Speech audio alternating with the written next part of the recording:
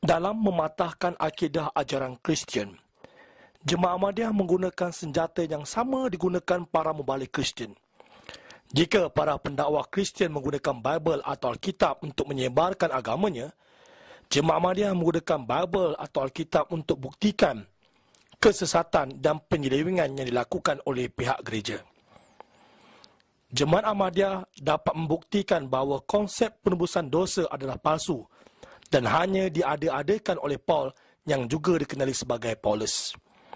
Buktinya, suatu peristiwa penyalipan dalam Matius 27 ayat 46, Nabi Isa AS meraung dengan perkataan, Ili, Ili, la sabaktani. Artinya, Ya Tuhanku, Ya Tuhanku, apakah sebabnya engkau meninggalkan aku? Jika benar Nabi Isa datang untuk membenarkan konsep penebusan dosa, mengapa dia meraung dan meratap seperti itu? Seharusnya beliau harus gembira kerana dapat memenuhi misi yang diinginkan oleh Tuhan. Sebenarnya, Nabi Isa adalah penerus syarat Taurat, amat mengetahui orang yang mati di tiang salib adalah terkutuk bagi Tuhan Allah.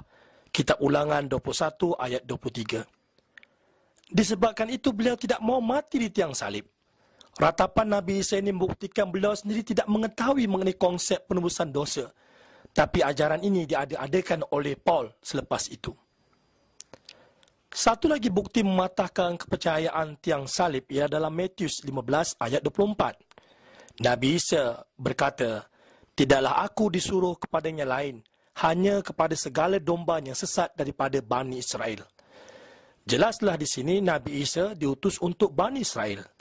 Dan Al-Quran memperjelaskan status kenabian Nabi Isa AS, iaitu sebagai Rasul kepada Bani Israel. Surah Al-Imran ayat 49. Bayangkanlah betapa tersesatnya umat Kristian kerana para mubaliknya bertebaran di seluruh pelosok dunia melaungkan kenyataan bahawa Nabi Isa AS sebagai anak Tuhan dihidup bersama Tuhan di langit dan Jesus Christ itu adalah juru selamat yang akan turun kembali ke bumi dan cintailah dia kerana dia sanggup mati di tiang salib bagi menebus dosa-dosa manusia.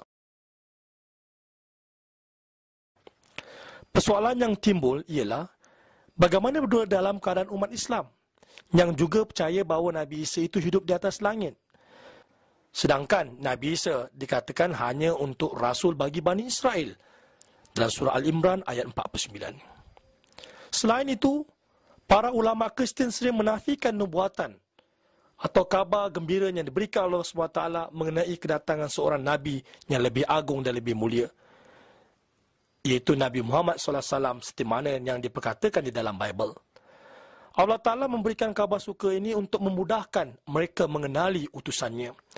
Dalam perjanjian lama bab Ulangan 18:18, tercatat, seorang Nabi akan kubangkitkan bagi mereka dari antara saudara mereka. Seperti engkau ini, aku akan menaruh firmanku dalam mulutnya dan dia akan mengatakan kepada mereka segala yang kuperintahkan kepadanya.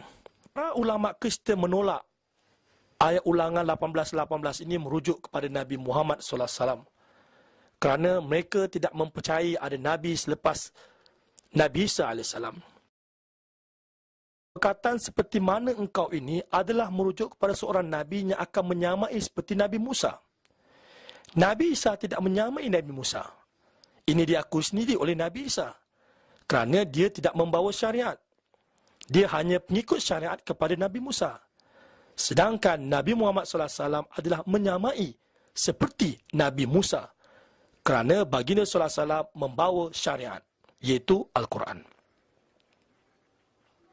Kedua, perkataan kubangkitkan bagi mereka dari saudara mereka.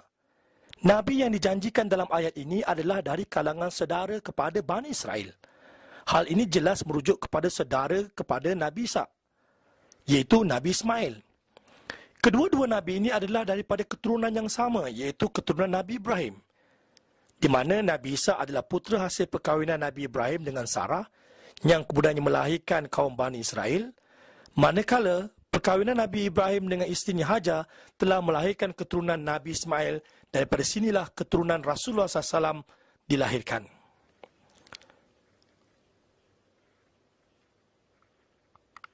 Seperkara lagi yang menarik membuktikan kebenaran dan kemuliaan Nabi Muhammad diakui oleh Bible, dikatakan sendiri oleh Nabi Isa yang telah menubuatkan kedatangan seorang Nabi yang akan bimbing manusia ke arah seluruh kebenaran.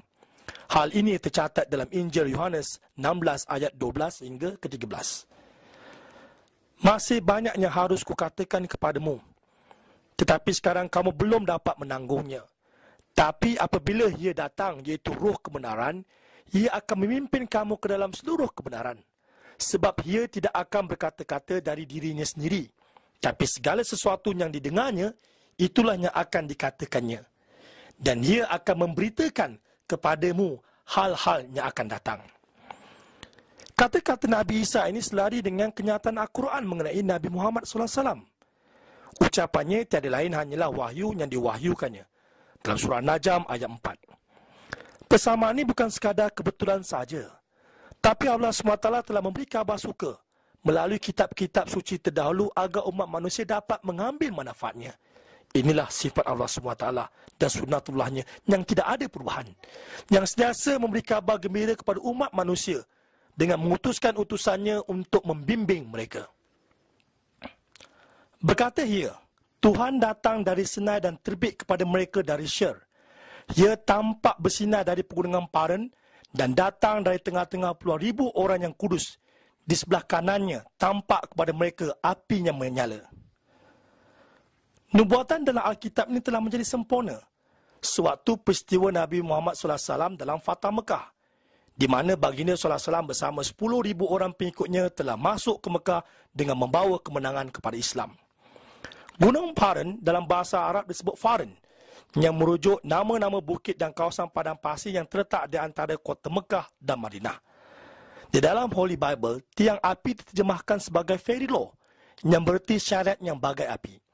Tidak boleh dinafikan lagi bahawa syariat yang dibawa oleh Nabi Muhammad SAW adalah Al-Quran yang berupa api, yang menerangi kegelapan rohani manusia dan membakar serta menghanguskan segala kejahilan dan kejahatan. Namun begitu, umat Kristian bermati-matian cuba menafikan dalil-dalil tersebut dan tidak mempercayai penafsiran-penafsiran ini. Padahal, penafsiran-penafsiran tersebut amat jelas membuktikan Bible sendiri mengakui kedatangan seorang Nabi yang akan membawa syariat baru yang lebih lengkap dan sempurna. Permasalahan ini membuktikan bahawa penerimaan sesuatu kebenaran adalah kurnia Allah SWT. Walaupun semua dalil kebenaran sudah ada di hadapan mereka, tapi mereka tetap menolaknya. Oleh itu, dalam konteks umat Islam, mereka juga harus berhati-hati, terutamanya mengenai nubuatan mengenai kedatangan Imam Mahdi sebagai utusan Allah SWT di akhir zaman yang disabdakan oleh Nabi Muhammad SAW. Allah SWT tidak mahu kesyirikan dan kesesatan yang mengatakan Allah memiliki anak. Atas dasar itu, Allah SWT menubuatkan tugas Imam Mahdi adalah mematahkan salib, iaitu membuktikan bahawa Nabi Isa itu bukan anak Tuhan dan tidak hidup di langit bersama Tuhan. Allah SWT menolak sebarang unsur yang menyokong bahawa Nabi Isa itu adalah anaknya. Ini dapat dibuktikan melalui firman-Nya. Hampir-hampir saja langit pecah kerana ucapan mereka itu, dan bumi terbelah, dan gunung-gunung juga runtuh kerana mereka mengatakan Allah yang pemurah itu mempunyai anak.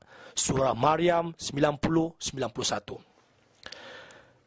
Yang pasti kedatangan Imam Mahdi adalah penerus syariat Rasulullah SAW, sama seperti Nabi Isa penerus syariat Nabi Musa AS. Dan Imam Mahdi tidak membawa syariat baru.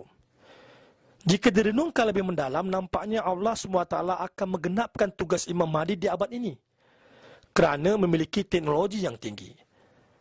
Disebabkan di zaman Rasulullah SAW, kekuatan teknologi masih rapuh untuk mendukung dakwah Islam bagi memerangi kesesatan agama Kristian yang telah mengakar kuat di benua Eropah dan kemudian bercambah di seluruh pelosok dunia.